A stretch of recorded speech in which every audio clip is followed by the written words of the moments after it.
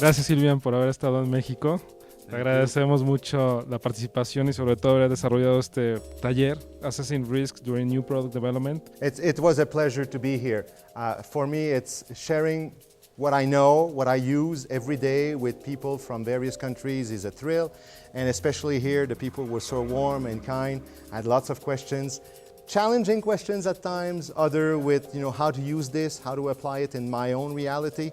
And for me, cultural adaptation is essential. So I hope I was able to convey both sides, how much some rigor is required, but also what facets or perspectives need to be adjusted to fit the culture specifics of your country. I had a similar question from one of the participants, and my perspective has always been to start small. My invitation to them during the workshop was, choose 1 or 2 stages of the new product development process where maybe they're facing higher risks or more challenges, and then take 1 or 2 of the tools, either the ones I suggested or some of the tools they already know, and try to twist them into better assessing risks, better identifying all of the risks, not neglecting anything, and then just forget all of the theory and models. For starters, just identify the risks, find ways to prevent them from happening, and then find ways also, should they occur, to mitigate their impact on your project. Start small, get comfortable, then add 1 more tool. Then add 1 more tool, and then go to other stages of the NPD process where maybe there are not so many risks, but where they could still get better. Improve on their ways of managing risks. ¿Nos podrías dar un ejemplo práctico de algo que tú hayas vivido en tu experiencia alrededor del mundo sobre una compañía que no haya hecho este análisis y hayan tenido un problema en el mercado? Algo que podemos aprender en este video. It's interesting because we're not often there when the final decisions are made.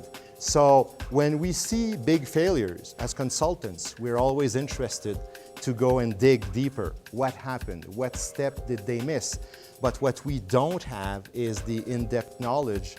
Was this a failure in risk management? Was this an opinionated CEO who decided to go ahead anyway?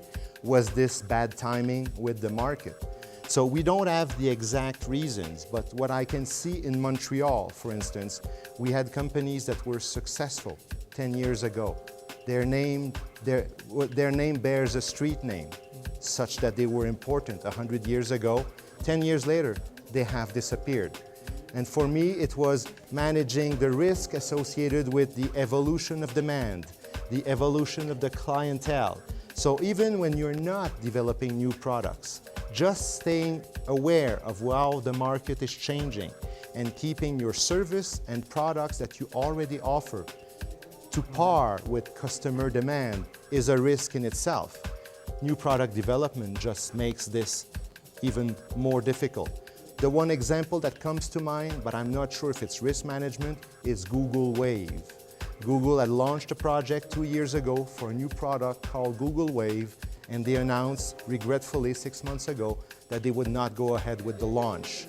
So we see these highly visible situations, but I don't have the insights. Even when I come in as a university professor and we try to write a case, when it's a failure, they're very tentative about opening their books and telling us exactly what happened. So I can only suggest some situation where I think better risk management might have minimized the chances of failure or of bankruptcy, but we're never sure unless you are part of the process. So I wish I had the example that meets your expectation. Maybe the examples I used today from the 2 first attempts of Apple at launching a tablet PC in the 80s and in the 90s. My risk analysis would be misunderstanding of the customer base, their readiness to switch to such tools.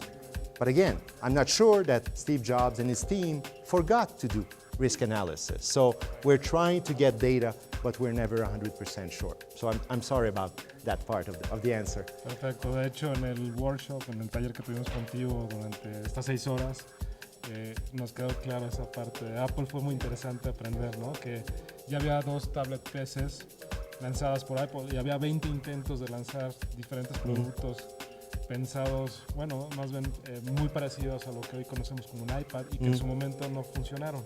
Hasta que de repente estamos en el 2010 y ya tenemos un iPad y ya todo el mundo está comprando el producto, ¿no? Entonces, muchas gracias otra vez por haber estado en México. La verdad es que fue una gran experiencia contigo y sobre todo un gran aprendizaje a través de toda la información que nos llevamos del PDMA y de tu taller. Muchas gracias otra vez y esperamos verte el próximo año. Hey, muchas gracias a todos. It was a great experience.